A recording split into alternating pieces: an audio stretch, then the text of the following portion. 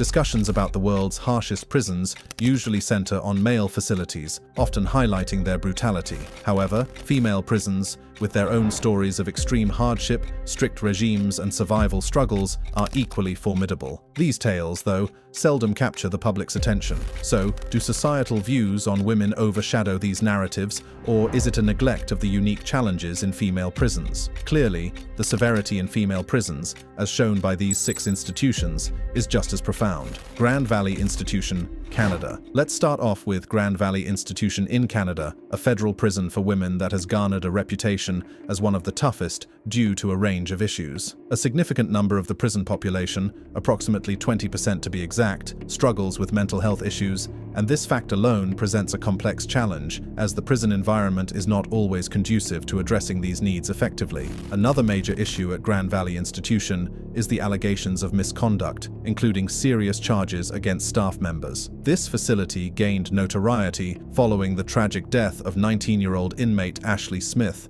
in 2007. Ashley, under self-harm watch, strangled herself with a cloth strip while guards monitored her through video cameras. It took 45 minutes before intervention, leading to her death. This incident led to the dismissal of the warden and deputy warden, and charges of negligent homicide were initially filed against the guards and supervisors, but later dropped. However, this event highlighted significant issues in the prison's management and monitoring of inmates, especially those at risk, casting a shadow over the institution's reputation.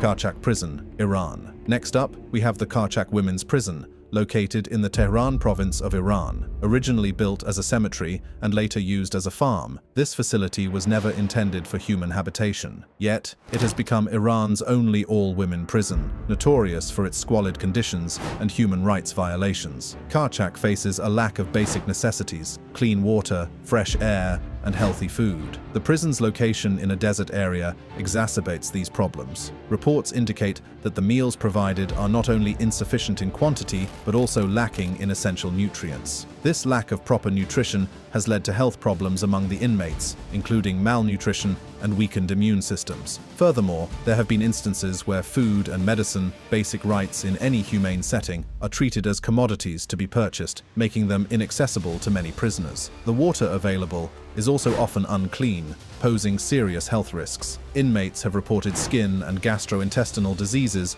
due to the poor quality of water. The air quality is equally problematic, with the arid climate contributing to respiratory issues among the prisoners. Medical care in Karchak is grossly inadequate. With limited medical staff and facilities, the health needs of the inmates are often neglected. Women with chronic or serious health conditions receive little to no medical attention, leading to a deterioration of their health. Pregnant women and new mothers face additional challenges as the prison lacks the necessary facilities and support for prenatal and postnatal care. Human rights organizations have repeatedly highlighted the inhumane conditions and called for reforms. However, change has been slow, and the plight of the women in Karchak remains a stark reminder of the failures.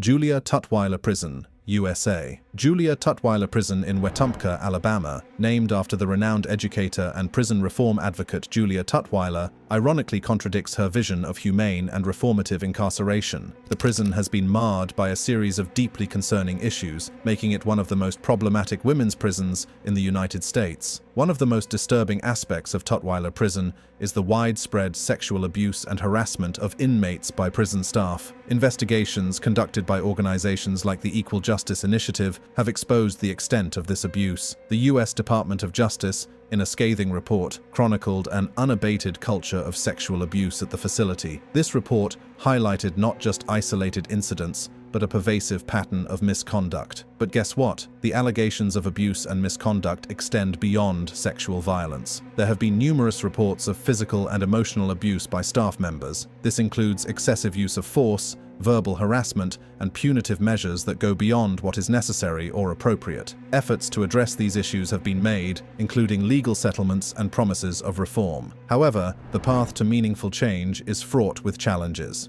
Rikers Island. The number of women incarcerated in the United States has increased by a staggering 700% since 1980, and Rikers Island plays a significant role in this narrative. Being one of the largest correctional facilities in the world, every year, more than 5,500 women pass through its gates. However, the stories that emerge from its walls are not just of incarceration, but of a struggle. The level of violence at Rikers Island's women's facility is alarmingly high. Inmates frequently face physical altercations, which are not just limited to conflicts among themselves, but also involve staff members. This violence ranges from physical assaults to psychological intimidation. Then, there's also the sexual assault and misconduct by staff. Reports indicate that sexual abuse complaints are almost never reported to police, suggesting a culture of silence and impunity. The correction department's proclaimed zero-tolerance policy toward all forms of sexual abuse and sexual harassment seems to fall short in practice, as evidenced by the numerous lawsuits filed by women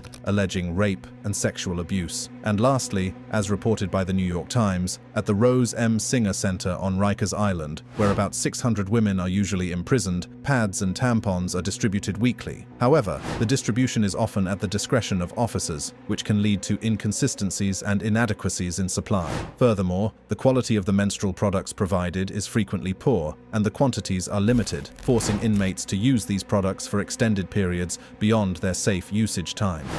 Kachon concentration camp. And lastly, the toughest of all prisons is the Kachon concentration camp, also known as Camp 14. This notorious labor camp in North Korea for political prisoners is a place where the term prison takes on a whole new meaning. Spanning about 60 square miles, it's enclosed by a high wall, creating an isolated world where extreme rules apply, and all 15,000 prisoners here are serving life sentences. The camp's history dates back several decades, operating under a veil of secrecy. It's a place where prisoners, often incarcerated for political reasons, are subjected to inhumane treatment. The workday in Kachon begins as early as 5:30 in the morning and extends until 11 at night. This relentless schedule leaves prisoners with minimal rest, leading to physical and mental exhaustion. The labor includes mining, agricultural work, and factory production, often in conditions lacking basic safety measures. The mining work, in particular, is perilous, with prisoners facing the constant risk of accidents and injuries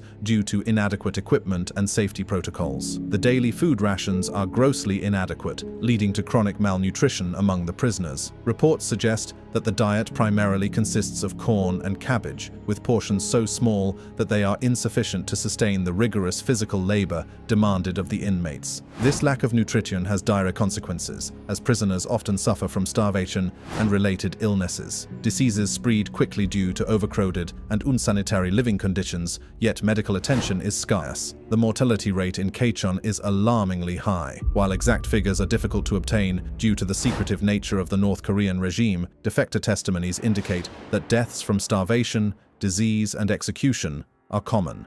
Speaking of execution, they were held weekly until the 1990s as not only a form of punishment, but also a tool for instilling fear among the inmates. The offenses leading to such extreme measures include attempts to escape, or even acts as minor as stealing food. The worst of all, there's the policy of guilt by association in Kachon, which is particularly harrowing. Under this policy, if an individual is convicted of a political crime, it's not just the individual who suffers the consequences. Their entire family, including children, can be sent to the camp. This practice has led to generations of families living and dying within the confines of the camp. Children born in the camp grow up in an environment where the outside world is a distant concept, and the harsh realities of the camp are all they know. These tough female prisons are more than just facilities for incarceration. They are microcosms of broader societal issues. They force us to confront uncomfortable questions about justice, rehabilitation, and the role of punishment. We must ask ourselves, what is the ultimate goal of imprisonment, and are we achieving it in a way that honors our shared humanity? If you liked the video,